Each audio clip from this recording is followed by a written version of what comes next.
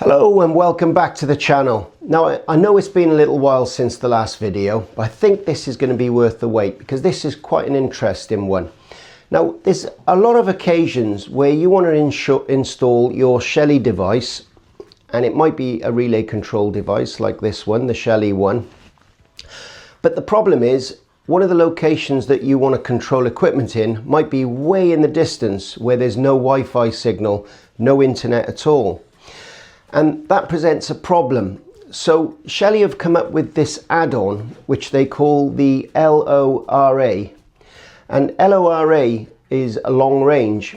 And what it does is it turns two Shelly devices into transmitter receiver devices. They can both still do their normal functionality, but literally piggybacked on the back of these devices are these long range transmitter receivers.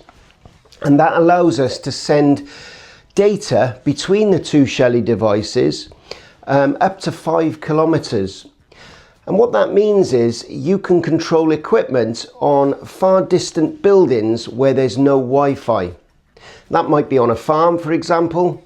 It could literally be up a tree. So you might want to turn a light on in a tree. Obviously in those setups you'd need the battery powered Shelly device on the receiving end, but there's lots of applications for this. But what I've found is the setup can be quite complicated. It's not just a case of plugging this in and it all works perfectly, and you'll see that in a minute. So I'm going to show you how to set these up and get them up and running. That's coming up right now. Okay, so let's begin. So we'll start by opening our Shelly 1 device. Now the first thing I'm going to tell you is that the Shelly LoRa was developed after the Shelly 1 device. So it only works with Shelly 1 Gen 3 or later. Now this one is a Shelly 1 Gen 3. So the original Shelly Plus ones won't work with this LoRa add-on because they won't recognize it. So this is a Shelly Gen 3. So it's called a Shelly 1 Gen 3.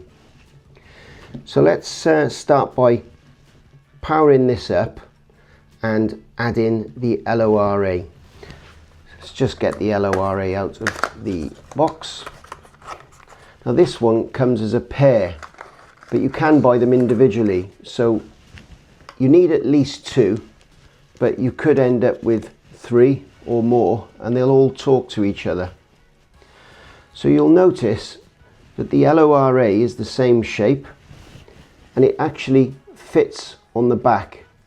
Incidentally, it will fit on the earlier models, but they're not able to communicate with it because this design is the standard size for all the add-ons, like the temperature sensor devices and other add-ons. So they've kept with the same casing, but the LoRa only works with Gen 3 or later.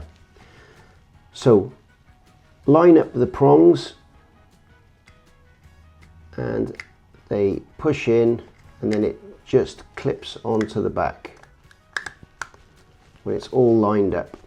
And you'll see there's some little lugs, one at the bottom and 2 at the top, and then it just becomes a slightly fatter device. And the next thing is to just get some power to this so that we can set it up. Let's do that now.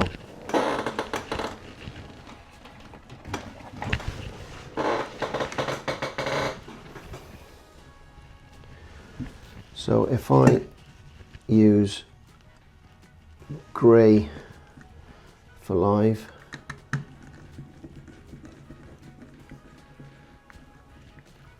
and then I use neutral,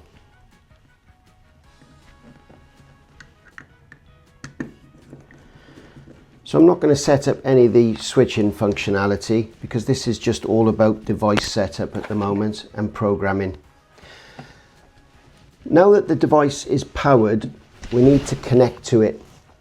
Now you can see I've got the laptop here and we've got the Shelly control app on the page. Now you cannot add a device from here. You need to do it using a mobile phone. So let's do that right now. So here we have the settings page for Wi-Fi connections. And you can see the available networks. There's the local network and you can actually see the Shelly device there. Shelly 1 Gen 3 with its MAC address. So now we know it's on the system available. Let's open up the Shelly control app. Here we have it, and you'll see immediately that it recognizes there's a new device. So we just need to give it the Wi-Fi password. I'll paste that in there, and then we can add the device. So now the control app is adding that Shelly device to our control app. It takes a few minutes sometimes to add the device. And this is a brand new device, so we need to think about the firmware that's been installed on this device before we go any further, because the long range add-on requires the latest firmware update. So let's choose a photo, taking a picture of the LoRa, which I'll use here, and I'll call this first device the transmitter. So LoRa TX for transmitter, and it's a Shelly Gen 3.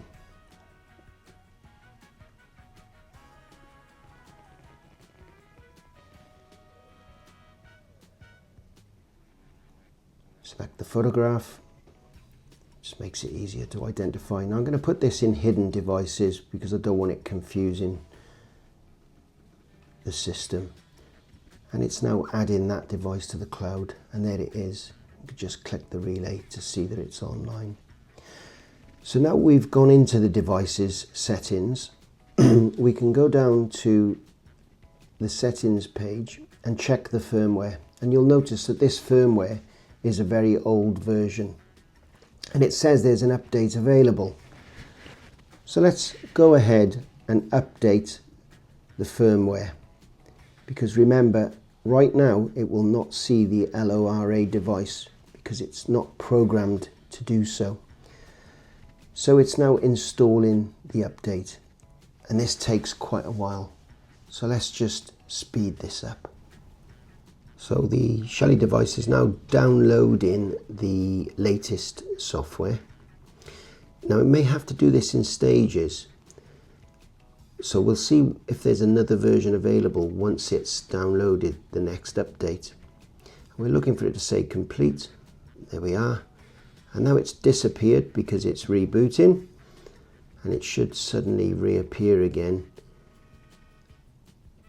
once it's rebooted.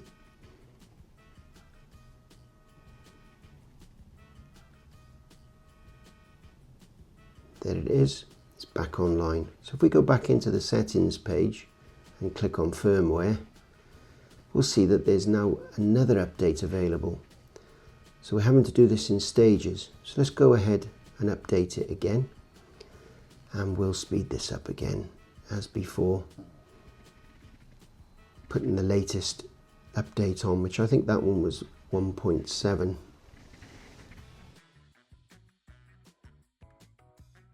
So let's just wait for that to complete, which it has, and now it disappears while it reboots, and we'll just wait for that to come back online. There it is. Settings, back to the firmware, and we see that we have the latest software on.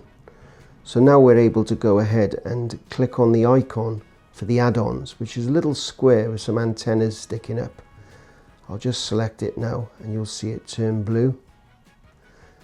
There you go, and that's the add-on, and you can see it says LoRa there. So we select that and we need to save and reboot. So that's saving, and then we need to reboot the device. It'll disappear for a second, and once it's rebooted it'll reappear, and hopefully the LoRa will be included. and there it is. It's included on there. If we go back to the main page, you can see there's our device, and the information below the name is showing the data transmission. We can turn the relay on and off just to check we've got connection. Now, as if by magic, the next device has already been added. Second device. Let's check the settings. Just change the device name there to LoRa receiver this time. Shelly Gen 3, Shelly 1 Gen 3. So we've got the name we want now. And we'll just check the software version. You can see that I have already updated this one. So that's now showing version 1.7. So we need to add the LoRa device as before. So in the add-ons section, you've got the LoRa Add-On. So we need to select that, and then we need to click Save and Reboot. So I've done that, and I'm just going back to the main page now. You can see I've got no access to the device while it's saving, and we need to reboot it. It'll go offline for a second.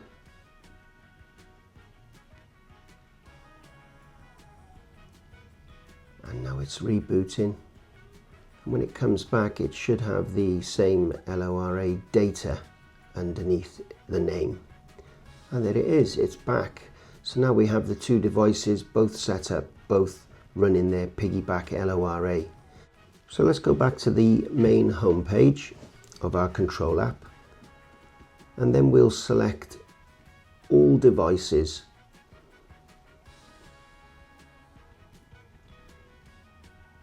And once we select all devices, we'll notice that the last two we added are at the top, and it's the Shelly Gen 3, Shelly 1 Gen 3s with the LoRa add-ons. So there's two of them. We've called one transmitter and one receiver, but it really depends on which one you keep near the home network and which one goes out into the remote location where there's no Wi-Fi. And the distant one acts as the receiver, and the one near the Wi-Fi will be the transmitter. And they just talk to each other. So only one of them needs to be on the network, because this LoRa connection is what keeps them talking. Okay, so that's the installation complete. We've got two Shelly Gen 3s. They've both got the LoRa add-on. They've both been set up, and they're talking to each other. So now we can literally just place them up to 5 kilometers apart. As long as one of these devices, and it doesn't matter which one, is connected to the local Wi-Fi that we set them up on, then the other one will still communicate with it. And that's it really. So on the laptop, if I just power the devices up and I'm on my control app, they should appear here. There's one. Hear the relay going on and off, and here's the other. And there we have it. Well, I hope you found that video useful, and you're able to now utilize the power of this LoRa, the long range communicator add-on for the Shelly devices. And remember the really important features out of that little instruction video. First of all, these only work with Gen 3 products or later. And even when you do have the Gen 3 product, you need to update the firmware to a newer firmware than the 1.6 version. So, and that might have to be done in stages as we did earlier. So I think we went from 1.2 to 1.3. And then once we'd installed the 1.3, we were then able to go up to the 1.7, I think it was, which was the latest one when I just did that. And obviously that's above 1.6. It then recognizes LoRa as a device, and you can configure it and set it up. One thing to note is when the Shelly Gen 3 does have a firmware of 1.7 or greater, as in this case, it acts a little bit differently during setup. So whereas before you could turn on your control app on your mobile phone and it would automatically recognize that there's a Shelly device in the area and it would let you add it to the cloud and part of your app. The new devices don't allow you to do that anymore for security reasons. So what you have to do is a manual connection. So you need to connect to the Shelly's own local Wi-Fi. It'll come up in your list of Wi-Fi devices. Connect to it, go into its IP address on your web browser, which is 192.168.33.1, and you then get the Shelly's dedicated page.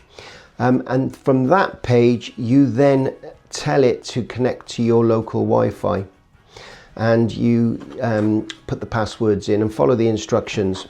Once you've done that, and you have to do it within 15 minutes of booting up the device, you can then go onto your control app and add the device via a scan or whatever method you normally use. But unless you've done that first bit with the direct connection, it won't allow you to add it. That's for security reasons, because you're adding a password to the device to stop other people interfering with it. So hope that helps, and I'll see you for the next video. All the best.